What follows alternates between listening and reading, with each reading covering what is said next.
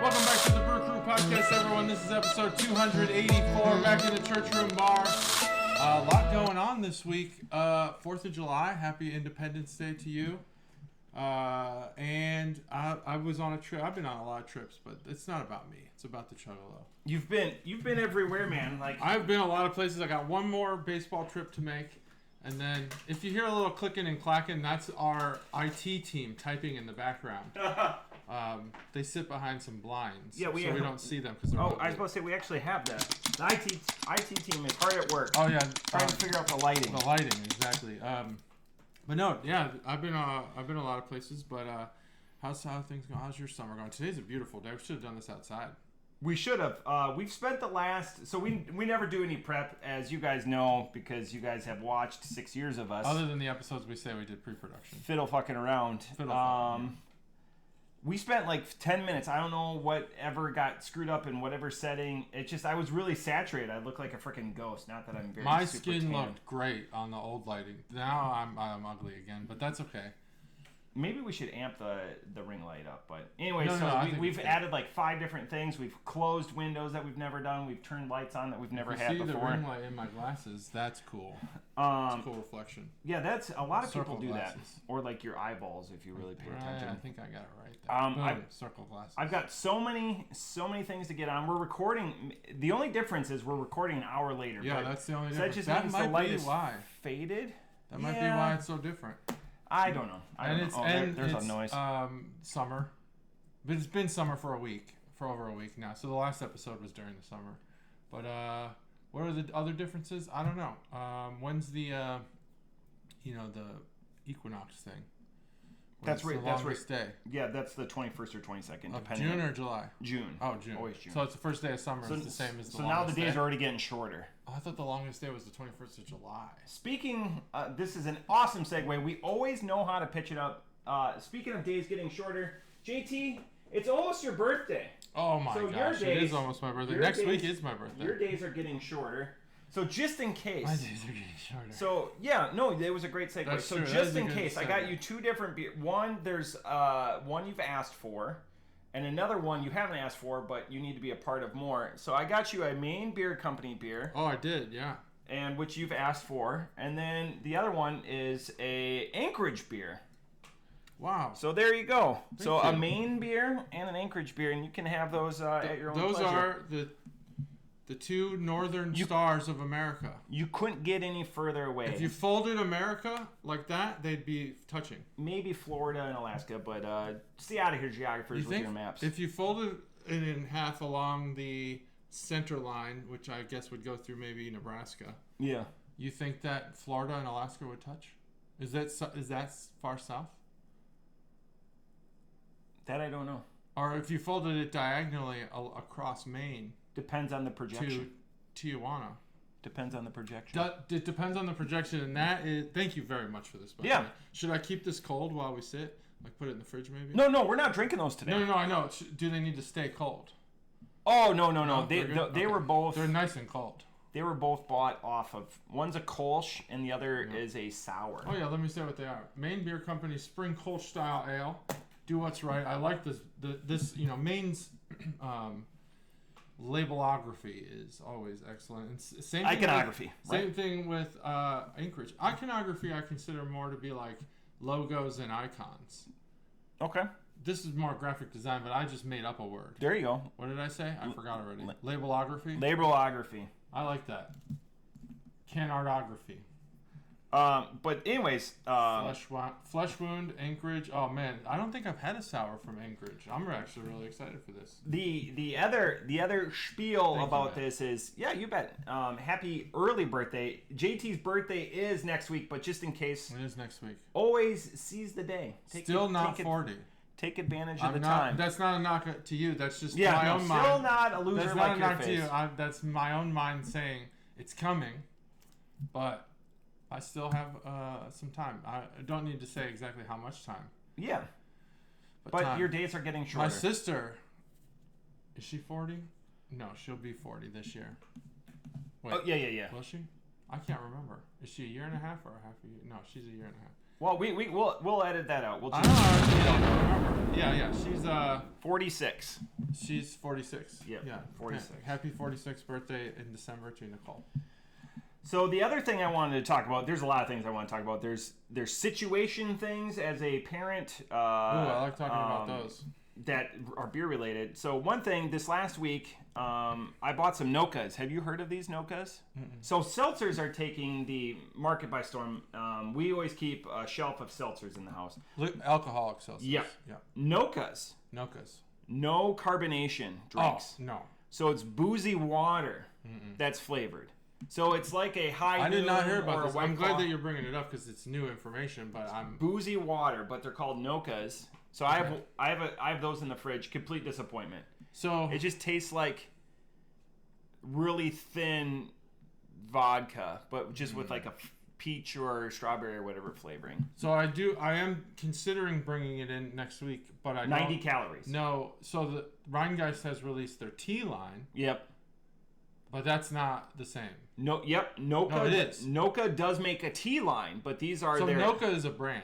Noka's a brand. Oh. But the gimmick is no. It sounds categorical to me. Yep. The gimmick is no carbonation.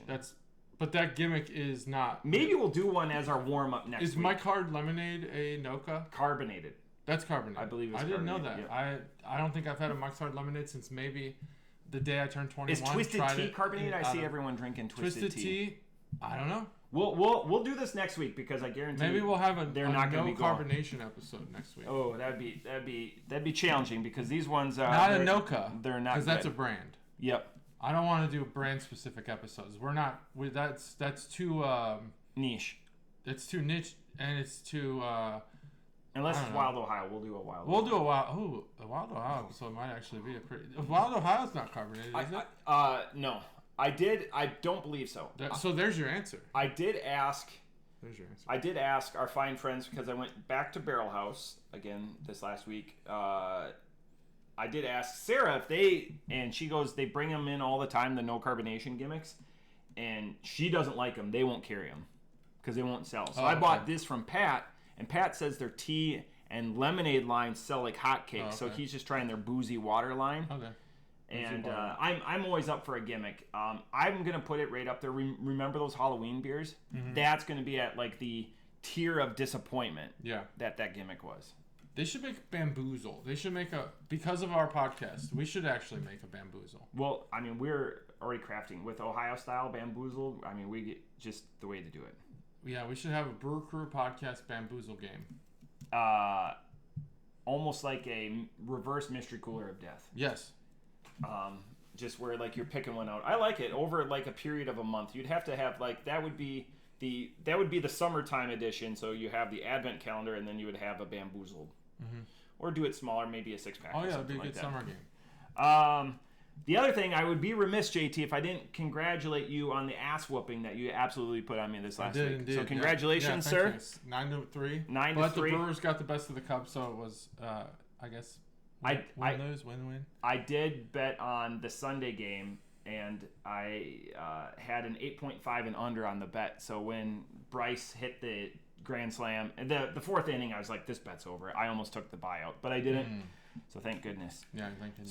So anyways, congratulations. I'm coming back. I feel like you in the last couple of years. I don't know what's wrong with my. I know two of my best players are gone. Yeah. No, I went through the same thing. So my team is strong. You lose. I have a lot of the qualities in a fantasy team you want, but they slumped like crazy. My offense slumped, and then my pitching. I don't know what the fuck happened, but now like my MVP is IL. Yep. Tatis is IL, but I'm winning again. This light is bothering me, but that's fine. I can still talk. I just want to be all right. Brighten it a little bit. All right. Okay. There we go. Let's see if we do it that way. All right. Let's see. That's fine. That's fine. Okay. So the other thing is the rest of this podcast is going to be I've got a couple of stories I need to get into, but we already tipped our hand on the first beer that we were going to have today. It was shipped to us by Chuggalo Dave. Yep. So Chuggalo Dave, thank you. We opened these beers, but we didn't crack them, and we knew we were going to do it today. So this is from Waconia Brewing Company. And we've gone over them before, so I'm going to do a little bit of a history on them, a cool stat that I found out. And then I want to do Chuggalo, because Chuggalo Dave will light us both up on the YouTubes, so he's going to be defending himself on that. So I figured I would do a Chuggalo Dave story. Okay. But anyways, well, we'll go with the crack. Okay. Okay, primed. Oh, I thought it was primed. Ready? Yeah. 3, 2, 1. Awesome. All right.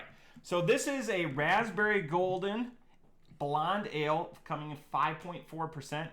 And this is from Waconia Brewing Company out of Waconia, Minnesota. You can find out more about them and their doings at waconiabrewing.com, and I will have the information down below. Here's your Waconia stat, because we've done the website before. Great people. I had the opportunity just a couple of scant months ago, having a couple hours there and actually talking to like the Brain Trust.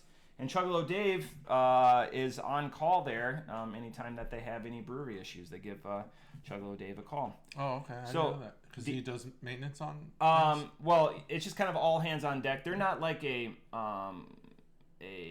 Fifth Street brew pub where it's owner operated, but you can buy like a membership. Dave helped me out, and you get talls for smalls. So like his glasses were bigger than mine because he's like because he's a member. He's a member, which I love. I love those gimmicks because that's a good gimmick. If I live there, I'm gonna ask why does he get a bigger one? And I think it's like a 4 or 6 ounce more pour. So here's your Waconia stat. They were the last brewery. Sorry, Stacey, in Waconia until 1890. So from 1890 to 2014, there was no brewery in Waconia, Minnesota. Damn. And this is approximately 45 to 50 minutes west from the Twin Cities area. You said they were the only, or there were none? There were none. Okay. For 124 years. Holy shit. So the other funny story is this was a beer a few years back. Chuggalo Dave sent me home with crowlers from Waconia. Mm-hmm. This was the last crowler. Oh, this was. We didn't get to drink it because either I lost it or it was stolen. Mm-hmm. And people aren't going to just like walk off with a crowler. No. So it wasn't like a friend of mine like came over and had a beer or something like that, because you're not going to look at a crowler and be like, I'm going to punt all 32 of those ounces into my mouth. So then I thought maybe it was the only, because we didn't have anyone working in the house at the time. I don't think. It's been a couple of years ago. But the only thing I thought was maybe it was the cleaners. Could have been. I wish it was me. I wish I was the shitty guy who took it, because I'm here a lot, but it wasn't me. And then yesterday, my wife goes, she was looking in the fridge and she had a couple of spotted cows, and she goes, "Is it all right if I have one of these?" I go, "Yeah, I think Dave would want you to have one." Mm-hmm. So we're finally getting to it, like 4 or 5 years. I should have brought up the stats. I was looking at the stats. So anyways, this is a raspberry golden ale that we should have had 3 years ago. That came in a crowler. This is coming in a pint can, which is much more approachable. It's tough to drink a crowler in one sitting. And then this way, it's individually served. What was the year of statehood for Minnesota? Do you know? Wisconsin was 1848. I'm going to guess that. Minnesota was 1856. Pre-Civil War. We not doing. Ooh, shit. I don't know anything about Minnesota, but that stat you gave about how long they went without a brewery. Now 1870. Is that from its inception, from Minnesota's inception day, or was there a brewery that closed and then there was a gap and then there was? Yeah, there was a brewery there that closed in 1890. In 1890, okay. 1858. I said 56. Yeah, you were really close. Yeah. So I'll take that. I'm actually kind of surprised it was pre-Civil War. I did not think that. That's why I was thinking, because I didn't know of any like Minnesota irregulars or because there's no stories of any Civil War politics, I guess, being introduced in Minnesota. So I've got one big story question. We'll do that to bridge the beers. I want to get into a Chuggalo Dave story. Yeah. And then I want to talk about this beer too. So we'll talk about this beer for a little bit. Chuggalo Dave. I've got I'm going to tell you, as all good stories and all good comedians, I'm going to tell you the conclusion of this story. One of Dave's nicknames is Pallet Stop. So now he knows, now this is going to be a treat for Dave. Stop. Pallet Stop. Like a military pallet, so 108 But this by 80 is not inches. a story, this is more just a fact. No, we called him Pallet. Oh, yeah, no, that's the conclusion of the story. That's the conclusion of the story. Now we go back to the beginning? Yeah. Okay. I love it. So I asked Stacy when she had this beer yesterday. I go, don't tell me anything. I go, what'd you think? She goes, it was all right. I think what's ruined her on this beer is a beer, the rhubarb beer from Spot Cow. Raspberry and rhubarb, I agree. Two different fruits that are trying two different things. This is a golden ale. Rhubarb, a root. It's not a fruit? Mm-mm. I'll be damned. My mom, Chuggalo mom, has made rhubarb pie for my son Joshua. She bought fresh rhubarb. We used to have rhubarb. Well, I know what it looks like. I always thought of it as a fruit. Yeah, no, it grew wild in my yard. It's good with fruit. Oh yeah, it's a good pairing. So I also made that connection until my mom made that pie.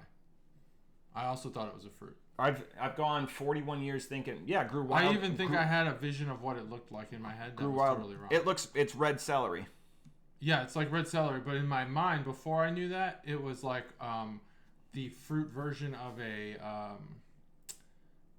radish. Oh, like bulbous. Like in my mind, it was just like a bulb. Yeah, it was just like a bulbous fruit. Nope, not at all. One of my friends in elementary school, 3rd grade, his name was Devili. He still is Devili, but I hope Devili is doing well. Welcome to the show, Devili. He got poison ivy in his throat because oh my god, they would just go out and dig it up wild, and poison ivy and rhubarb will grow together. Oh jeez. And he was just eating it, and he got poison ivy in his throat. Poison ivy in your throat. Yeah. But the one thing is that your throat always stays moist or whatever, so it doesn't itch, but it's still like swollen and persistent. But all right. So that's how he was breathing for a week or so. But yeah, that was a ouch out to Devili. This beer, after again, I always try to play the game appropriately. I don't try to cheat the beer, and I was like, for her to tell me I was cheating a little bit. I think she undersold it because I knew going into it that it was a golden or a blonde ale. The fruit carries. The fruit carries. Are we going to talk about Palate Stopper, or are we going to? Oh yeah, I wanted to talk about the beer a little bit because there are people. Okay. So that was it. That was what I was going to say. If you had thoughts, and then I was going to go into the story. I do have thoughts. I could even rate it if you want, or should I just give my thoughts? No, just give thoughts. Yeah. Just thoughts. Okay, so my initial thought is, gastronomy. You have a malt profile and you have a fruit profile, and those two things are clashing with each other. And the thing that makes the beers we rate high exceptional are the blending of those two things: malts, hops, fruit, or flavors that aren't. Sorry, Stacey, that was a good one. Flavors that aren't beer and flavors that are beer, when they merge them together, they work.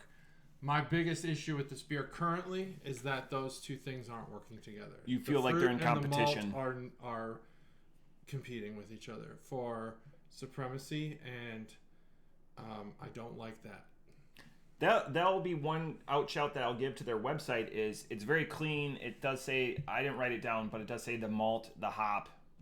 It does give like the ingredients. Obviously not the measurements of each ingredient. I think if you went with a different beer style, I think the blonde is probably executed well, and that's why they're clashing. Mm-hmm.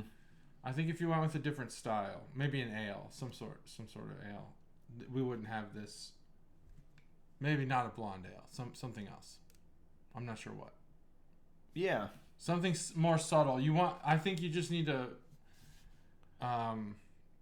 I think what you need, and you're gonna hate it because you're a brewery with real craft brewers, is you need something as tasteless and refreshing as a Busch Light with that raspberry profile, because the raspberry should be the star, whereas right now, it's a co-star.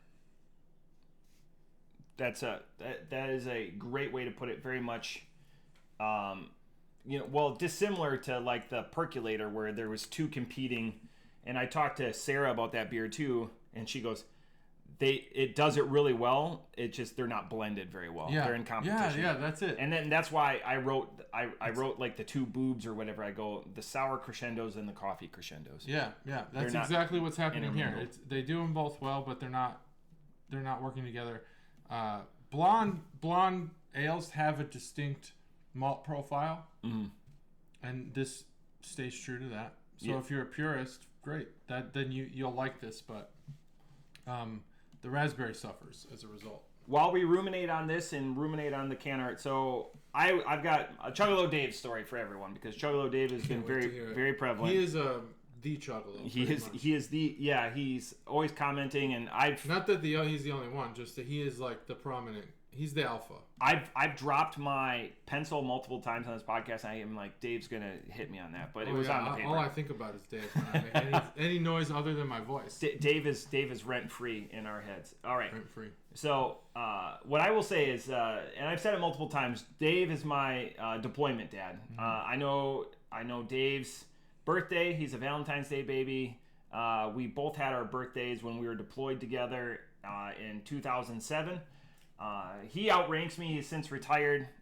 He's been retired 11 or 12 years. It was 2012 or 2013. Anyways, so we were deployed to Incirlik, Turkey, and Dave had been there multiple times before for Operation Northern Watch before JT and I were even in the military. Mm-hmm.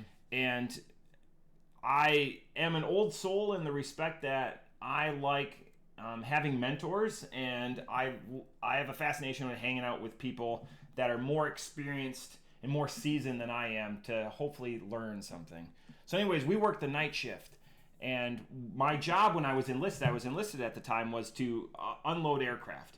And be it there, our popular ones were C-17s or 747s. And so a 747 can do 38 pallets on the main cargo deck, and then in the belly, in the front of under the belly, it's a 5 pallet, but all the pallet heights are limited to 42 inches because that's the cargo space. Okay. So if we go in there, small. Yeah, and in the Not back, what I was expecting. In the back, you can do 4 pallets. So Dave at that time, so Math in Public, 2007, he had just turned.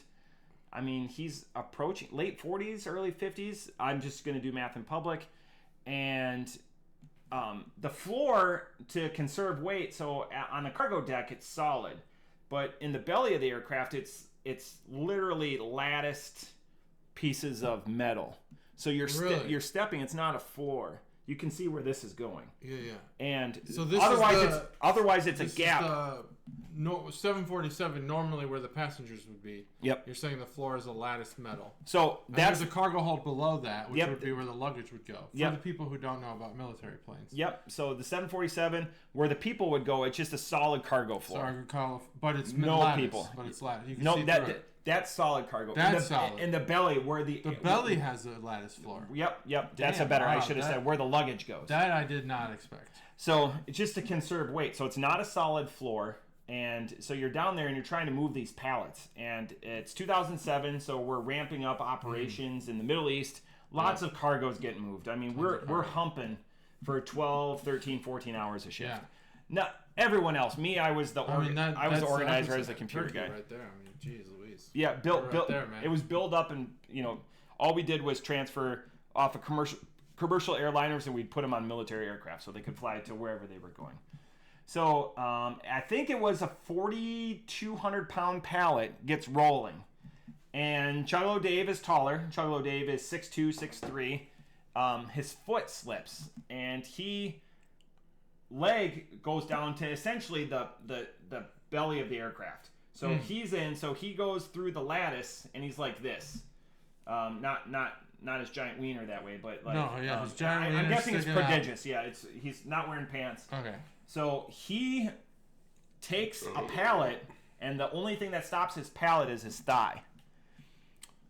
So he's pinned. He's pinned. So now his leg is up against this sounds horrible. Piece of this lattice. Sounds like military. Like there's going to be investigations. It could have decapitated, cut off his leg. It could have amputated him. So it didn't, because good thing it hit like the meaty part. I don't think it hit his shin. I know it hit his leg. Maybe it did hit his shin. Anyways, he had this massive hematoma for a long time on his leg, and they didn't have to send him home or anything like that. But to this day, so that was 2007, 24. He still has a knot there from all like the damage, the hematoma, the draining and everything there.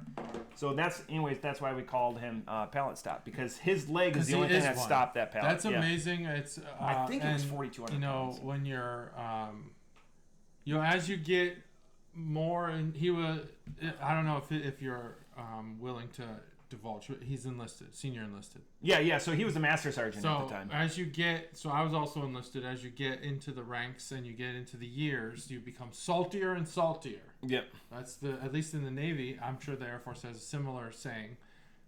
It was that saltiness that prevented his leg from being amputated. Yeah. The experience alone is what stopped that pallet. Yeah. Like if you would have fallen through, game over. Probably but dead. He had the optimistic experience and the sea legs, if you will, almost literally. It could have been a lot worse. Like we've seen people get like gloved or degloved. like when a ring. That's why. Oh yeah, you never wear rings or anything like that. Never wear a ring. But so, anyways, he was my, and I'm not trying to minimize, but deployment dad. We would go get lunch on the alley. He knew all the people from his previous times. And now doing what we've done for the last 15 years of our life, I would never do what I did in Turkey, just, talking to locals and going on trips and stuff like that.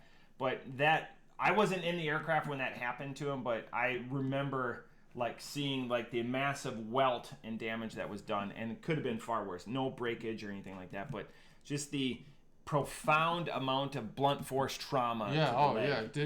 Have you seen the like his Gordon Ramsay video? Oh yeah. So like, was it like that? Like just skin, crazy.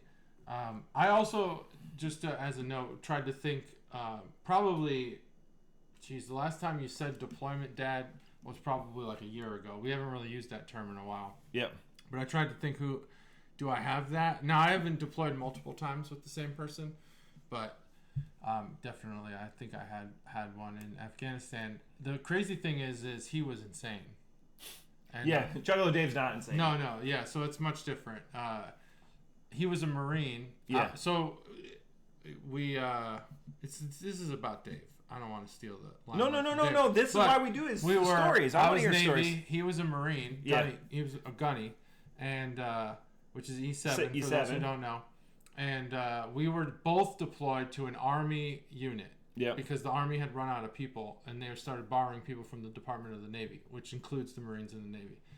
And he was absolutely crazy. And I believe that if he made a Marine decision, there's a good chance that, our lives would have been on the line. But he didn't. He was a very smart guy. It was a recon. It was a recon job, just in case anyone's wondering what was our job. It was recon. So he had the ability to affect the livelihoods of all of the people there by making bad decisions. But he never made bad decisions. Just the weight and the gravitas that, and you could close your eyes and it would be like you're just back there with that gunny right now. Oh yeah, same thing. Oh yeah, definitely. I could still feel the bee hut, the wood walls. But I've actually met up with him a few times since. So. One of the very few. The one thing I want to say to Dave is, Chuggalo Dave, JT and I gave you time, and we sent you Yingling beer, and we said that you owe us a review. He still hasn't reviewed it. I'd like to meet Dave. I'm going to. He came here. He helped me build my desktop. He actually came and stayed at the house here because he travels a lot. He drove from. Dave. He was working in Indianapolis and then drove here for a night and then departed. But. We put the beer right here, Dave, and you said, yep, and you have the first issued Chuggalo opener, and I still haven't got a review. I even texted him. So you turn the noise up on us when we drop stuff. We're turning the noise up on you. We're turning the noise up on you. The tables have turned. What is the first, what is the Canadian province above Minnesota? Is it Saskatchewan? Manitoba. Well, Saskatchewan, I think, is a little further to the west. I think. Okay, never mind then. Or because then it goes Alberta, British Columbia. So there's an all-inclusive trip of snowmobile, like trips in Saskatchewan. Yep. And I was thinking maybe getting that for the family. And if we went through Minnesota, I'd stop. Have a beer at Waconia. Waconia. And again, when I was there 2 months ago, it was, and then Mrs. Chuggalo Dave showed up, and then I took them out for dinner. Ooh, so that was very nice. That was I've great. never been to Minnesota. Really? Mm-hmm. Crazy. Well, I mean, it's been to Wisconsin when I grew up. a gazillion times, but not Minnesota. I've got some Dave facts that we'll get to maybe another time. Dave facts. Oh, that'd be a fun game. I wonder if we could turn that into a game. We probably could turn it Dave into a game. facts. But we'll close out this beer because then I have another story about. I'm super excited about beer number 2. We do the most important beer first, though, and Chuggalo Dave's one of the more important people in my life. So, anyways, thoughts? Definitely. Deployment Dad. That's where it's at. Everyone should do this. That goes up better. Oh, wait, like, this is so good. This is like HD. Let me show this. Wait, where is it? Oh, right here. Yeah, I noticed that when I looked at the can. What is that? Okay, so that's my can art. That's an anvil, right? Yeah, it's an anvil. It's a thin anvil, though. And I thought, okay, maybe this is brewed and packaged by a different company. No, it's the same, Waconia Brewing. Not sure what that's about. Because then I looked at the Waconia logo, and it's a sailboat and a water tower. Because they're on a massive lake. Okay. Or like a block away. Dave's going to correct me. Did you know that, this is a fun fact of the day, hopefully. I need a fun fact of the game. Did you know that only 0.1% of all water in the United States is used for drinking water? 90% is used for crops. Oh, yeah. Okay, so 90%. That's crazy. So, there's a really interesting, and I don't endorse other podcasts, but Theo Vaughn, comedian. He's been on a couple of Kill Tony episodes. Yeah, Kill Tony I've been paying more attention to because you are also watching it. But I just binged the shit out of Kill obviously, Tony. Theo Vaughn's funny. He's hilarious. But he did a recent episode of his podcast with a guy who studies water and the global economy of water. A hydrologist? And I think he's more of an economist. Okay. But maybe also what you said. He had described the fact that we are currently selling our farms to foreign entities, not because they need the cropland, but because they're stealing our water. And I did not know that. So the next great amazing. The next great conflict, Taiwan and stuff aside, the next great conflict will be over water. Water. Yeah. I'm very close to water rights. So like you look at places like Colorado, that's a very water poor state, and they're buying up water rights from Kansas, which is a lot of cropland. So there's water rights from Colorado that go 180, 200 miles into Kansas to pull water out, which if you study history, that's kind of how the Dust Bowl started. There was no crop or aggregation soil holders, and then that's what created the Dust Bowl. So desalination is going to become important. Elon Musk thinks that he has a cheap solution. I'm not sure what it is. The Navy does desalination, so I don't know why we don't already do it. But the laws, none of this is important. The laws of water are, I don't know if they're dissimilar or similar to oil, but if you drill for a well, you can pull water as long as it's flowing.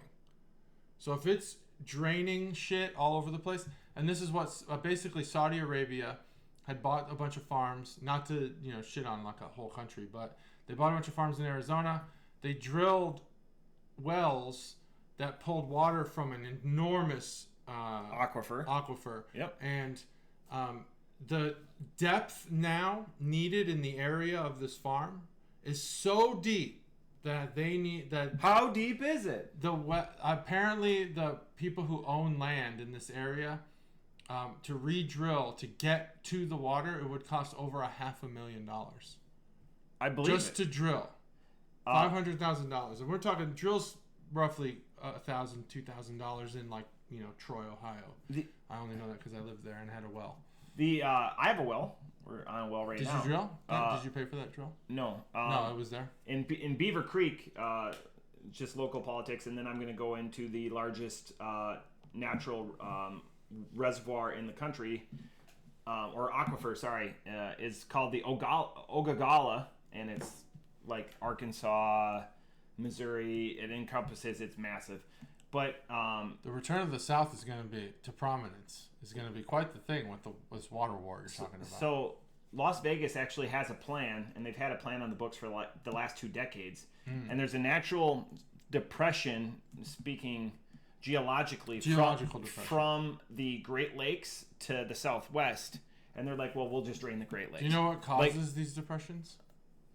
A lack historical geography. Is the glaciers. Oh, okay, yeah. That's a fun fact. I actually told my mom about that this weekend. I think they have plans to drain the Great Lakes. They're like, well, here's the thing, Vegas. Go fuck yourselves. Yeah, Those are my Great Lakes, damn it. So, anyways, I love geography. Geography is the best. If you guys aren't geographers, you should look into it. There's a reason it was field of study. It was in the standard curriculum in our parents' generation, and now it's been completely removed. Geography? Well, that's like route memorization geography. I'm talking about the geography we're talking about, where it's like analytical stuff, where you're talking about draining the Great Lakes from fucking Vegas. That would be insane. I went to the school board in high school and was like, I want geography back. And I was kind of an Andy Dufresne. They sent it back, and then 2 years after I was left, then it was gone again. In your high school? In my high school. Okay. You're going to face another challenge in your kids' high school. They also don't do geography. Yeah. But the language is fucking infuriating. I don't know what Beaver Creek does, but the school my kids go to still teaches French, and they do not teach Chinese, and that to me is a fucking tragedy. Yeah, that's gonna be, not to use bad language, but tragedy. My sole mission is to get Chinese to be taught in schools.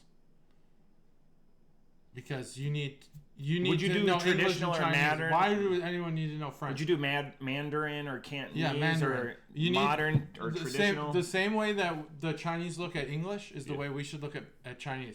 Mandarin, it's a language that you would use in business, and we're supposed to be raising future business leaders. Or not if you speak French. Sacre bleu. What does French have to do with business? Nothing. Spanish, sure. French, no. Get rid of French. Chinese in. This is where I think we need to be like other YouTube shows, and we need to put like timestamps in. I don't know how they how they have different segments. Do that. Yeah. Mm-hmm. You want me to do that? I'll do it. It'll just take a while. Yeah. I have to watch the episode. We have to write down the times. We don't have time. We need a producer like Steph. We need Steph again. I just talked to Steph recently, but let's get back to this beer. Steph's great. Thoughts on the beer? Chuggalo Dave is listening. These are my thoughts on. So I talked about how the malts and the fruit don't mesh well. They actually don't blend at all. Through the I'm done with the beer through the top to bottom. This beer is two things. It's blonde ale malt, and it is raspberry. The raspberry is done exceptionally well. I think the flavor is perfect. It doesn't taste fake. It tastes like raspberry. It elicits that memory of eating actual raspberries. However, the malt overtakes it just slightly, makes this beer a blonde ale with a hint. It's almost like when you drink a LaCroix, which is like tiny flavors in a lot of seltzer. Whereas like the seltzers we drink in my house have way more flavor. The LaCroix ones, it's like, what the fuck is this? Do you drink Spindrift? We drink Walmart brand. Okay. The store brand seltzers are the best I've ever found. We drink bubbly. I even tried to do the Death one. What is that? I just had my first Liquid Death. Liquid Death. I just bought a can of water. I thought it's somewhat fine. It needs more flavor. I bought the white one, and I was disappointed. He goes, "What did you think you were getting?" We went to go get fireworks, and I go, "I thought I was buying some gimmick." He goes, "No, you just bought a can of water." Yeah, Liquid Death sounds like it's gonna be like death to your tongue or your palate. Amazing marketing. It's just basically fucking flavored seltzer water. And it should, I think, in my opinion, based on the can size, which is pint, they should have caffeine in it. Should be energy seltzer water. And the name, Liquid Death, awesome name. Yep. They're going to make a lot of business on first-time buyers. And at some point, people are going to stop buying. I'm not going to buy it again either. We're not sponsored by them, obviously, because we'd be saying we'd buy it again. I will not. And if I ever say I'm going to buy it again, we're sponsored by Liquid Death. Most likely. This is like that in its similarity to having raspberry as a undertone with other flavors being the main character. It's not a bad beer by any means. It's obviously drinkable, but it is not well executed from a fruit perspective. Well, I mean, that's also not true. They executed the fruit perfectly. It's just the balance isn't there, and because of that, I give this beer a 3.0. 3.0. All right. 3.0. God, trying to handle business. Yeah, at the sorry, same we time. both had to use our phones during this, but it's, I always totally acceptable. I always mark my beers, so I haven't marked this one yet because it was story time and we were getting really it's been a while since I've done a 3.0 in the story times. Yeah, story times. I find that the first thing that you need to know about Waconia is it's approachable beers by approachable people. They're not pushing the envelope and crafting. They're a approachable beer. They're not setting new land speed records or new flavor profiles. They're not Arche. Yeah, they're not taking 450. They're not taking risks. Yeah. This is pretty risky. This is, I mean, a raspberry blonde. Like you put a fruit, and I'm not trying to come off as demeaning. Most of my fascination and affinity with this beer is associated, and that's why I wanted to do stories and talk about Chuggalo Dave, is time spent and fond memories with my good friend. This beer is going to be, it's not going to be memorable. It's a nice beer that you would have on a hot day. Oh yeah, for sure. There's nothing too, but like if you're doing in the last couple of weeks too, I've been looking at analyzing our. We've been 5 years since we did the Beer of the Month Club, which is crazy. Wow. Yeah, we stopped doing that in 2019. But I look at a beer like this as. This is like if you wanted to bring a friend that's not a craft beer aficionado into the craft beer game and say, that's a good. This is a stepping stone into, bigger and better things. You're blowing my mind right now. I wish we could get that spreadsheet out of there. How many people are still in the building? Just 2, right? Well, Happy's no longer in the building. It's just me and DBC. DBC and myself. Cobra. Is Cobra there? No, Cobra's there. Wow, just you and DBC. Damn. Off the top rope, I give this beer a 3.75. There's nothing. 3.75? Everything that JT says is accurate. It's not a good marriage, but I like raspberry in my beer. And I like blonde ales. Mick Golden Light is obviously a golden ale. I enjoy the shit out of them. It's just this leaves a lot of runway that could be filled up. The gift of the beer is a 5.0, but the beer itself, less. So, all right. So, thank you again, Chuggalo Dave. I'm gonna do Dave Facts sometime. Facts. I'm just gonna keep him. He knows. One of the facts is gonna be egg related, and he knows where I'm going. He's a with big that. egg fan. He's eggs. Egg hater. Eggs. I'm just gonna say eggs because I want to. Number 2. Dave lays eggs. Dave lays. Number 2. The name of the name of the episode. Dave lays eggs. This is going to be a question I have for you. Dave lays eggs. You got the name. It's okay. Ooh, I like everything about this. Okay. Except the government warning. It's really depressing. Okay. Let's go with the crack. Let's do it. Because we need to get on this one. I'll get into it. Okay, ready? Yeah.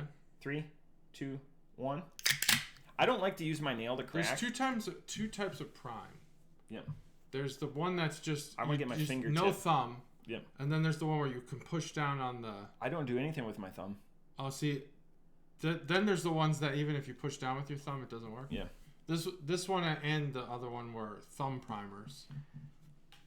Oh, get that IPA. So this is Commonwealth Brewing Company. Papi Chulo. Papi. If you notice, JT, Papi what does Chulo. my shirt say? Your shirt says Los Papi Chulos. Los Papi Chulos, and I'm gonna that's Champs 2001. That is a old shirt. Nothing from 2001 still fits me. Well, it doesn't. You could argue. You can argue that it doesn't fit me either. It fits you. It fits you better than it would fit me if it was my shirt. Man, 2001 I was just in such great shape. So this is Commonwealth Brewing Company. They're out of Fairfax and Virginia Beach, Virginia. This is a 6.5% IPA. It's not a sessionable. And you can find out more at their website. Now, I'll wait for you to get a pencil because this is a long one. All right. Commonwealth Brewing Company. You're going to wait. .com. Well, they can pause. Oh, you could pause. I can't. And they started in 2015. CommonwealthBrewing.com. So, Waconia 2014, CommonwealthBrewingCompany.com. And how long had it been since there was a brewery in Virginia? Probably It's been there the whole time. And when it wasn't, that's where IPAs came. They were bringing fucking barrels of that shit. The artwork question that I want you to do, and think about this.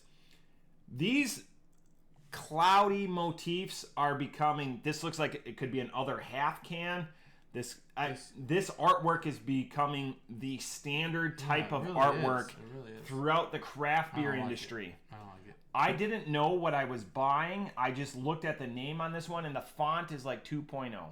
Because Papi Chulo, so we're going to go, that beer resonates with me because of Chuggalo Dave, 2007. Yeah. This beer resonates for me from my high school days when I was on an intramural basketball team, and I have multiple Los Papi Chulo shirts. Really? Yes. Los Papi Chulos, because I took Spanish. You were talking about high school language, because of my intramural basketball team. I can't believe it. In Wisconsin.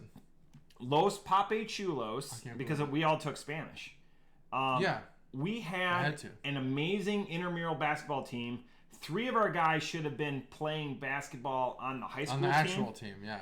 But chose not to so they could do other things in life. Fuck that. Okay. That's too competitive. We had, I'm getting off. We had 3 guys on our starting team that were like 6'8" plus at a really young age. Damn. That are hobbled down because they're growth players. Yeah. So the freaks. Yep. Not in a bad way. The good, freaking like Aaron Judge is a freak. And I don't want to. Because some of them are still. Don't dox them. Yeah, I'm not going to dox them, but still Facebook friends. But if you see a 6'8" person, that's who he's talking about. So we had a sophomore, junior, and senior. This is my senior shirt, where we were the Los Papi Chulos. That's awesome. Los Papi Chulos reasonably translates to the Pimp Daddies. Okay, I like that. So that's way better than anything I could have guessed. And if you notice, it says Champs 2001. Yeah, you were the champs in 2001. We had the shirts made before the season started. I love it. That's the way you know. And it's like the Super Bowl shuffle. Our only competition, so on my team, we had amazing players. I was probably the 6th or 7th best player. The best part is we had a bunch of shooters. I got more pleasure out of rebounding. Oh, you're a rebounder. At your height. Getting in there and mixing it up because we had people that were taller than me, but that were more skilled athletes. I just wanted to rebound and pass. At 6'1" or 6'1"? 6'2". I was fully grown by the time. Okay, so we're the same height. I didn't know that. You're short in the NBA. Yeah. So you could be the guy who knocks the ball out of the hands of the dribbler. At that age, all senior, everyone wanted to play. We had people that showed up. One of our guys that was a junior at the time, his name is I'm not gonna die. He's big in the Eau Claire beer scene in my hometown. Chuggalos Zach. Yeah. He's a distributor. He's a salesman for a bunch of beers. So the beer geeks equivalent that we are. For Eau Claire, all of it. He has far surpassed me, and it's interesting because we've talked about it a little bit, but I'm hoping I might tag him on this episode just because we're talking about this. I bought this beer not for the type. I bought it specifically for the name. Oh, hell yeah. And again, Papi Chulo, and I have multiple of these shirts. So I've got, the other story is, so the white one, our first year, was our best t-shirt. So it was just the white one. It was screen printed. This one is it's peeling on the back. You can see it. You can see it's peeling. So on the back, 68. On the first one, 68, that was my football number too. So I got a massive head injury when I was wearing the white t-shirt. No way. With one of my teammates. That's crazy. Cut open my brow. That's horrible. And I was wearing my white t-shirt, and I knew I was gushing blood, so I Yeah. went like this. And I go, the only thing I said was, don't get any blood on my t-shirt. Because it was like one of my favorite t-shirts. Yeah. And I would have wore that t-shirt. I don't know where that t-shirt ended up, but I ended up not getting any blood. I have this one and my sophomore t-shirt, which has a guy with a shotgun on it, which I don't know why we thought that was a good idea. It was the early days. This was pre 9/11. Yeah, it was pre 9/11, but it was post Columbine. Oh, well, was it? Yeah, it's a guy. Maybe I'll wear that. 98 was your first year, freshman year. So 2001, 2000 was my junior year, and it would have been 99 as my sophomore year. 99 was when Columbine happened, I think. Yeah. So 2000 is when we printed the shirt. So you did it with shotguns, knowing Columbine had happened. Yeah. Well, shotguns weren't used, were they? Yeah. So they were. All the, I don't know anything about Columbine other than all the assault. We don't have to talk about it. It's depressing. All of everyone, the Chuggalos are wondering, did we win the championship? Yeah. So our only competition that we knew I figured you did. The only competition that we had was the faculty team. Oh. And the faculty team. Oh yeah, and they knew. Yes. Shit. And that had the Spanish teacher on it, El Jefe, which means they're coming for you, dude. Mr. Muchler. So we lost to them in the regular season, and we beat them in the championship. Hell yeah. So the shirt is correct. The shirt's correct. I know there's a couple of guys on the team that still have the shirt and have cut off the sleeves. I want to keep it because I kind of still fit into it. I'm 55 pounds heavier than I was at my heaviest in high school. 55 or 60 pounds. Like, this used to be a lot almost bigger. Exactly how much heavier I am. Yeah. I wrestled at 171. I wrestled at 189. Fat slob right now. But no, you're not a fat slob. You're good. Thank you. You're good. You're in your late 30s. I've been so excited for this beer. I knew exactly. I could have grabbed this T-shirt out of my dresser, blindfolded, because I knew exactly where it was. Because it's paired with its. I wish I still had the white T-shirt. I would pay $100 for that white T-shirt if I still had. Because all it was it said Papi Chulo, and then under it was playing the game. I have so many similar playing the game. Right? See feelings that we had. The T-shirts in the early 2000s were that was currency. Oh yeah, T-shirts were amazing. You got a T-shirt for everything back then, and they don't do that anymore. I have totes of T-shirts that I will never. I have a website. I have a website that eventually I'm going to make them into a quilt. I have a website that will do it. They pay so much per square. I'm going to send all the T-shirts because for me it's a way to. That's a good idea. Keep the memories. I think Katie can make that for you. Yeah, keep the memories,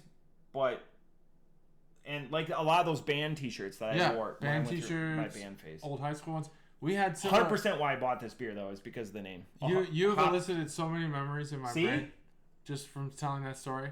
So, I'm not going to try to take away. We could do an hour. This. No, we please. could do an hour.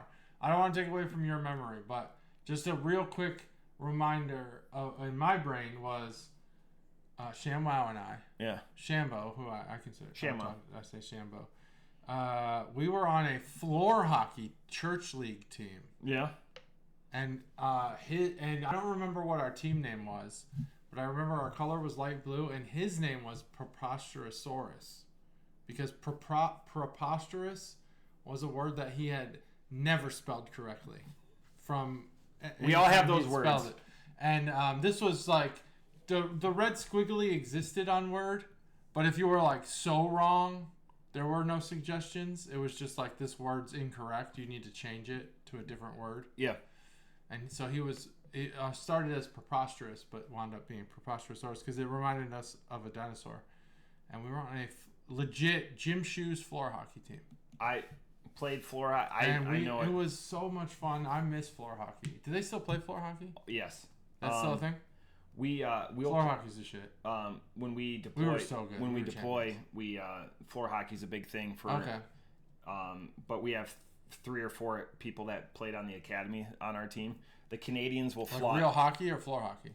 Well, fly, but in the desert they don't have real hockey. No, I mean in the academy, those people play real hockey. Yeah. NCAA hockey. Yeah, okay. Yeah. So this is why we do this. And we had shirts, and he wrote Preposterosaurus. That's why. Anyway.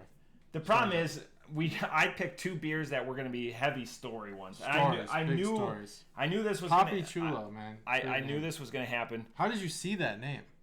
because I look at the cans and See, I look at because the art. that artwork, I thought it was an other half beer. Yeah.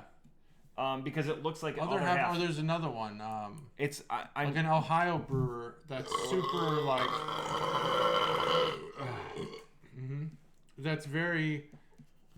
Just like this, just dusty. It's kind of like there's like a Pez beer or something. I was hoping like you'd be able to explain to me that artwork, but that artwork is transcending, right? I'll do the best I can. No, but I'm saying that style. Yeah. It's proliferating. Ink blot or whatever. Yeah. This is their first Commonwealth beer. It's like I checked JT's splatter almost. Yeah, I've checked JT's Untapped. It's his first Commonwealth beer. Yeah, it's my first Commonwealth beer. Papi Chulo, great name. Man, so many memories. That story you told, it just registered like the T-shirt, the memories of T-shirts. It's crazy to say that because who has memories of T-shirts? If you were in high school in the late '90s, early 2000s, there are T-shirts that you have memories of fondly. And my high school gave T-shirts to every section of the football team. Like if you were a lineman, offensive lineman, defensive lineman, receiver, core, whatever. And because I practiced with the D-line and I played on the O-line, I got both. Yeah. Hogs and dogs. Dogs were defensive linemen. Hogs were offensive linemen. I had a hog shirt and a dog shirt. I loved those shirts. I hope I still have them. I don't think I do, though. Again, these are core memories for, like, our age group. Core memories, for sure. If you have, like, T-shirts you're attached... I know, like... It doesn't exist. I think it's that moment in time. I really do. It is that moment in time because they were all like the same brand of shirt, pretty much. Yeah, like they're heavy cotton. This is not the style cotton. I like now. Yeah, they're not those. But I love this. I will never throw it out. I've thrown out mini shirts. Mini shirts or like donated them or whatever. All the band but like shirts I've gotten rid of. I have totes. I wish I had totes them all. Of band T-shirts. I wish I had them all. And that they have that smell. Like even this has never been in a tote. This has always had a place in my. But it's been years since I've wore this. But again, I will never. I'm not gonna be buried with because there's so many You could be shirts. buried with your shirts. Yeah, like cremated probably. That's probably what we'll all be. I think there's no more room. Yeah. But anyways, this beer, achievement, core memory unlocked or whatever. Although I would suggest that if you're murdered, you write into your will that if I'm murdered, bury me, because as technology improves, you might want your murderer to be found. Oh yeah, if it's unsolved. Yeah, unsolved murder. Yeah, if it's solved, of course, cremate. Stat wise is what's it like? Unsolved murder. 4 and 5 murders happen by somebody that knew you. Yeah, they're not random. So that fifth out of 5, just you want to be buried so they could exhume you and run some tests that they figure out where once they Black Mirror the world, they'll figure it out. Yeah, this is can art. Are you having a good day? So I did this. I showed the can, the first one, and never talked about it. You remember? Oh yeah. That's just because it's super heavy so much stories. to talk about. So the first can had an anvil. That's the only thing I wanted to. I don't know what that is. This one, this is it's like a mixture between like pointillism, which is a thing where you use dots of paint to represent a larger picture. As you zoom out, it becomes clear.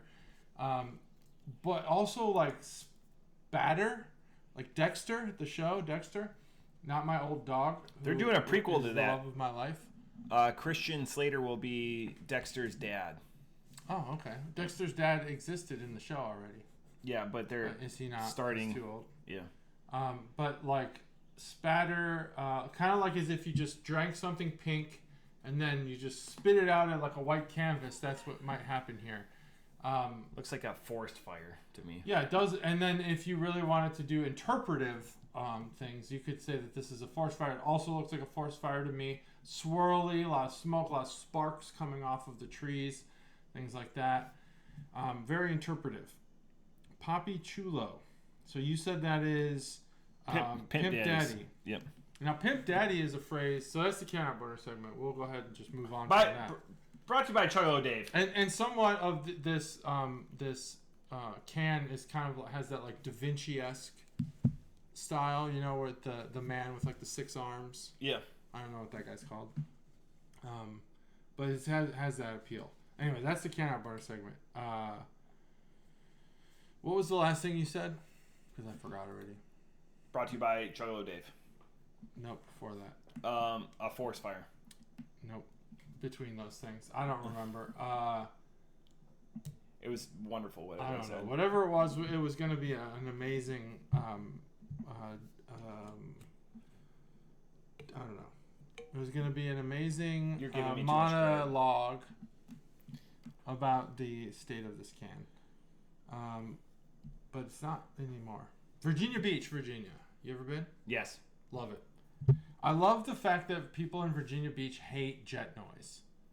I was there. That's my favorite part of Virginia Beach because I'm like, fuck you guys. I was there when I was 15 and a half, and I had a Minute Maid orange juice bottle that was glass because juice bottles came in glass back then. And I was like, I'll probably never see the ocean again. Oh, so I scooped up water and sand, and I put it in my Minute Maid. Water and sand? Yep. And you still have that? No. 3 years later, I opened up that bottle, and it was the most abhorrent smell You've created an ecosystem. I bet it smelled because it didn't expand, but I threw that bottle. Yeah, up. Glass allows in UV radiation, but it sat on my it sat on my bookshelf. I still have the bookshelf. That's pretty. I still have the bookshelf. That's good. At least you have something from that time. Virginia Beach is where I met my wife. I have T-shirts. It's a great. I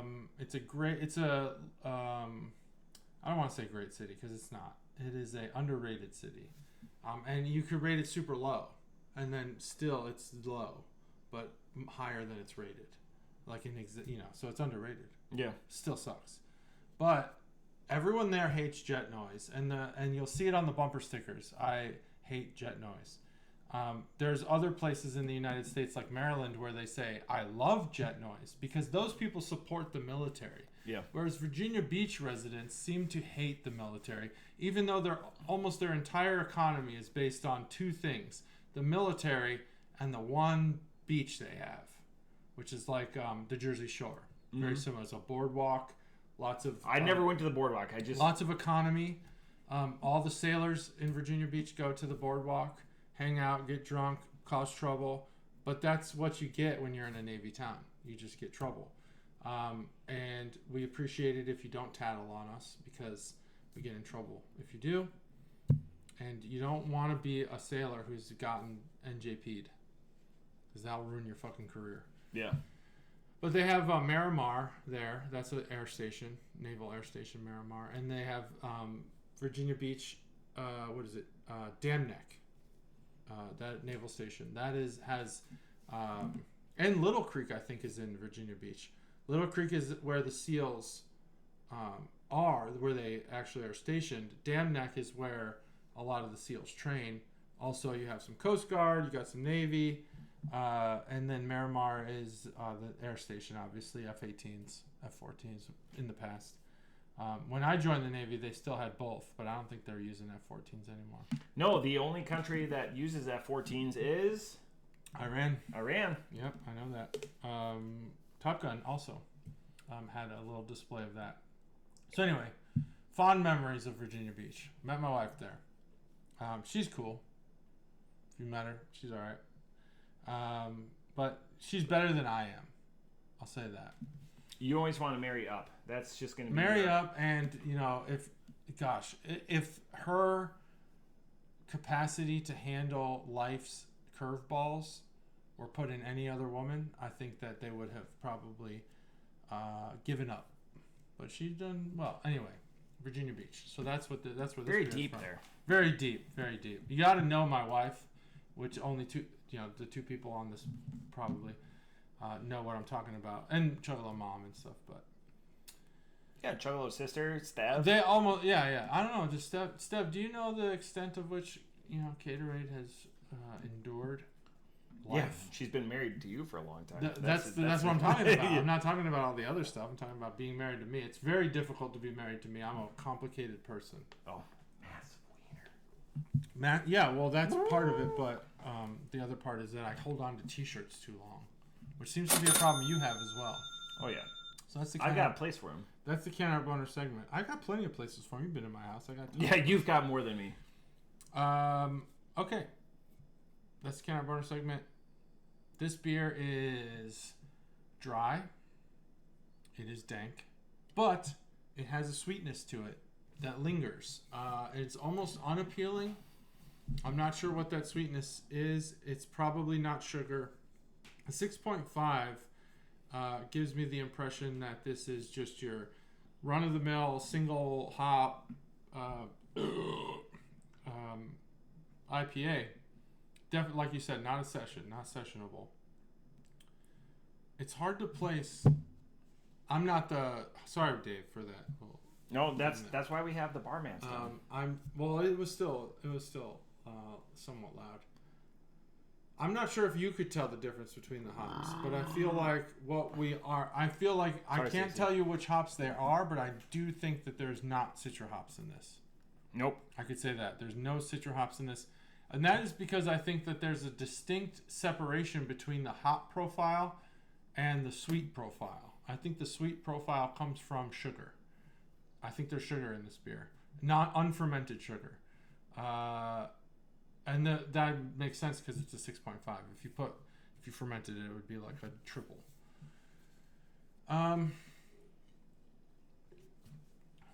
It's weird because it has a dankness about it that almost pushes it past your standard IPA. But yeah, it's past it. It's almost West Coast on this. I think it might actually be West Coast just because of how dank it is, how hoppy it is. No, it's hard to say. I'm excited for your review. I think that it's hoppier and danker than a standard Ohio IPA. A Truth, a Yellow Springs. Those have a hop profile that brings it to a chuggable level. This beer is not as chuggable. This is a sip beer. And savor every moment of it. It's a good IPA. It's well done. And it leaves you with that sweetness that I described earlier that's separate from the hop profile. I do like this IPA.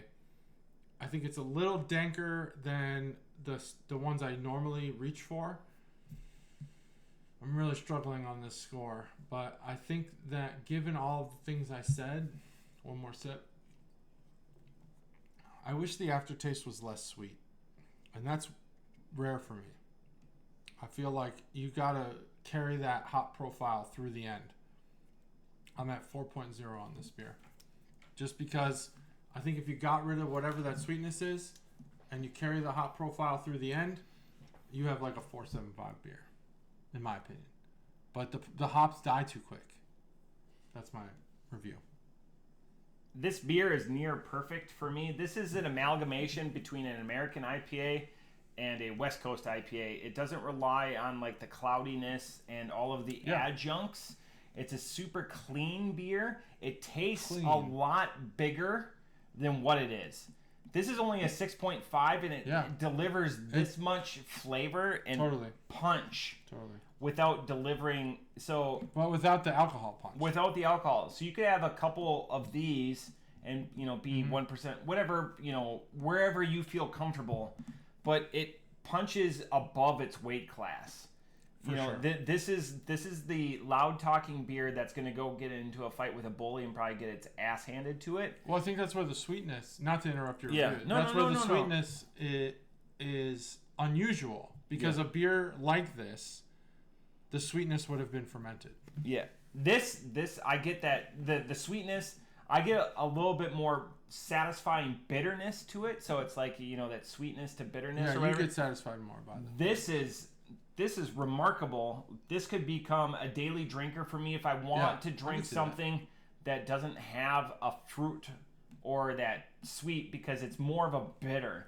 Not a sour or anything like that, but more like that acridness, and I haven't used that in a couple of weeks at least. This is a home run, and it comes in a pint can. If like Truth came into a pint can, Truth has a little bit more of like a true West Coast citrus note. This is fantastic, Commonwealth. And again, you guys have only been open 9 years, and to put something out that has it's big for its britches, but only being a 6.5, but it feels refreshing at the same time. So like I want to keep going back to it. Like I hope that I have more left in the can each time I drink it. And a lot of that, maybe could be the fondness of the association, the conversation that we've had over the last hour, the beers, the stories, and everything. This has been a lot more story heavy, and we've taken a lot of off ramps like the last few 6, 7, 8 weeks. It's amazing though, like just the smile and the bubbliness that I have just in the conversation, much less the beer or whatever with this. So off the top rope, I give this beer a 4.75. It's good score. This could be, but you get the sweetness.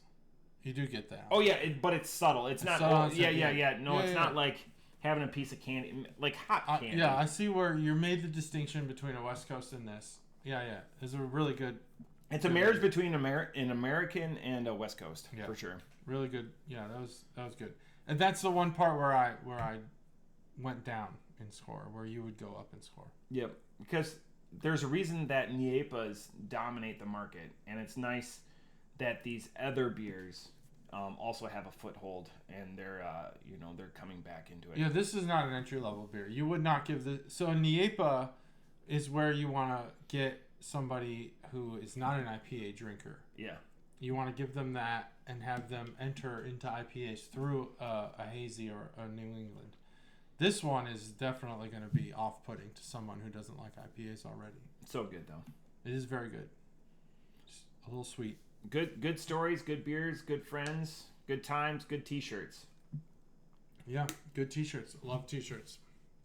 So I have a story about Wrigley Field. If you want to hear it. Yeah, I like stories. So regardless, so you've been, and I give you credit because I did mention you this weekend in that you partook in a Wrigley Field experience.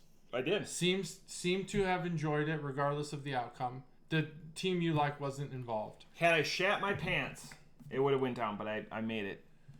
Yeah, you made it to the alley. Yep, made it to the alley. But there was a porta potty. I didn't shit in the alley. So we had the opportunity to take part in a private tour this weekend. That no game was going on. They were in Milwaukee, and the field was open. So we took the whole baseball team, my son's team, took a private tour of Wrigley Field. Amazing. I think that it should be on everybody's. Every baseball fan's bucket list. Yeah. Every baseball fan's bucket list. The way that this gentleman explained everything was amazing. It gave me chills and goosebumps. You go into the visitors' locker room, and he talks about all of the people who've been in the visitors' locker room, including Babe Ruth. And he called his shot at Wrigley Field. And the way that I could never articulate the story the way that this guy did. I wish I recorded it because it was amazing. But one thing stuck out in particular that I thought would be good for this podcast. Since the Cubs started selling ad space on the outfield wall. Oh, I thought you were going to go with the ivy. Okay, so I'm glad. Well, the ivy is on the outfield wall. Yeah, 1937. So 1937, and actually they don't tell the true story. Yeah. They just say that William Wrigley Jr., who owned the Cubs at the time, was disappointed with the brick layout and went minor league stadiums across America, got to Indianapolis, they had ivy, and that's what they did. That actually is not true. On ESPN's 30 for 30, they gave what I think is the real story. MLB had very strict rules, and William Wrigley had hidden the brick wall behind the ivy to get around MLB's rules about outfield walls. So the story, again, not to derail you. So in 1937, they planted ivy. Yeah. Ivy's a notoriously slow-growing but persistent plant. Yeah. They had a late frost. So it That's killed true. off the ivy, so they bought all the house plants that they could. Oh, yeah, this is right. And the commissioner's assistant came, and the front office at the time, and they traveled by rail.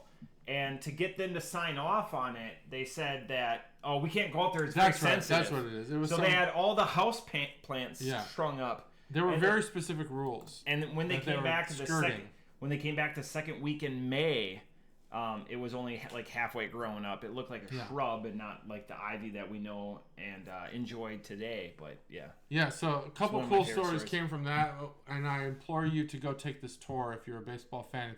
It is truly just goosebump worthy. The way that they tell these stories. This is the second oldest ballpark in the MLB.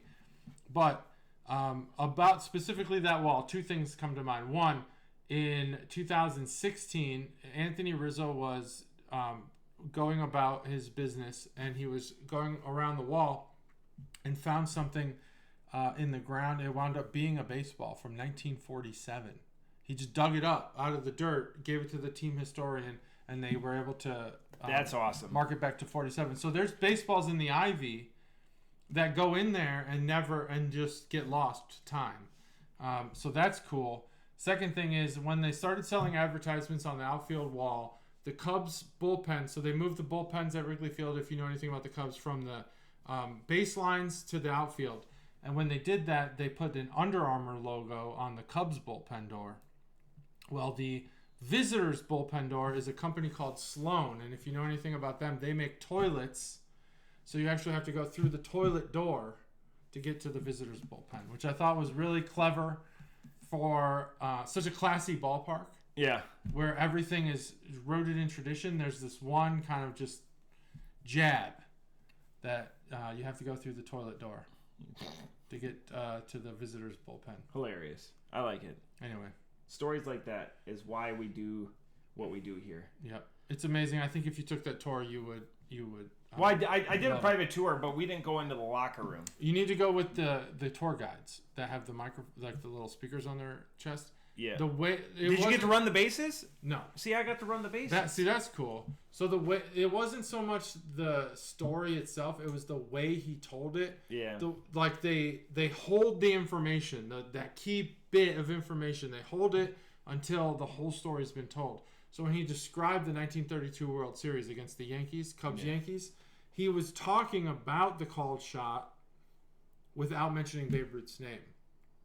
And then at the very end said, look around where you're sitting.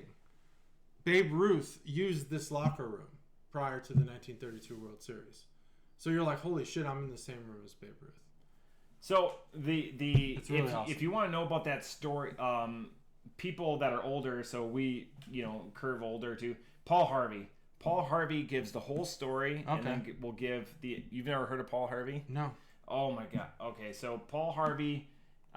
There's going to be my father-in-law, Chuggalo Dave, anyone that's my age or older grew up with Paul Harvey being. I'm somewhat your age. It was like 5 or 6 years. Paul Harvey. Yeah, you've never heard. Oh my God, Paul Harvey. Just what Google. Who is this a storyteller? What's yeah, storyteller, but radio. Okay. Only had his voice, and now for the rest of the story, you never you're not okay. So Walter Cronkite. PJ Harvey. No, not PJ Harvey. Paul Harvey. So that sounded like a very Paul Harvey. My tour individual was a guy that worked in the front office. He was a graduate. Wrigley Field. Yeah. Oh, I didn't know that. He was a graduate of the college that I went to. So when we did a tour, he just took us and my 16 classmates and he took us around the state. That's cool. So that's where I knew the Ivy. Super cool. That's where I knew the Ivy story. Yeah, the Ivy story. There's also in the 30 for 30. The way you described it, it's in the 30 for 30. For the 30 for 30 is about the lights. Yeah. But this tour was really, really good. I learned a lot. And a lot that I didn't know already, which I thought I knew pretty much everything. Yeah, really, that's awesome. But Paul Harvey.